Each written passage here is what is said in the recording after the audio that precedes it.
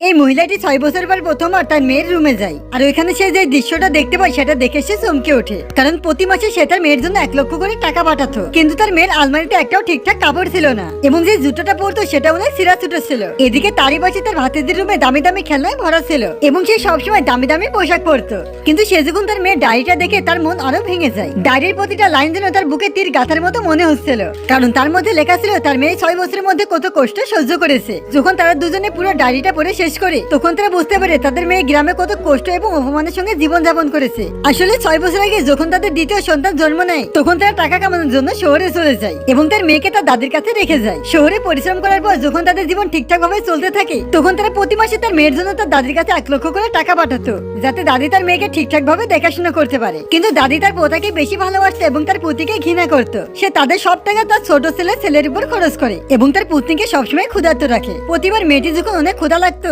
তখন সে দাদির কাছে শুধুমাত্র 1 বাটি খিচুড়ি চাইতো। একদিন মেয়েটি ক্ষুধায় কষ্ট সহ্য না করতে পেরে তার দাদির ফোনটি চুরি করে তার বাবা মার কাছে কল করে আর কান্না করতে করতে বলে আমাকে এখান থেকে নিয়ে চলো। কিন্তু তার কথা শেষ হওয়ার আগে তার মা তাকে থামিয়ে দেয় এবং বলে এখন কোম্পানির কাজের অনেক চাপ চলছে, যখন এটা কমে যাবে তখন আমরা তোমাকে শহরে নিয়ে চলে আসবো। তার পরের বার দেখার জন্য চ্যানেলটিকে সাবস্ক্রাইব করো।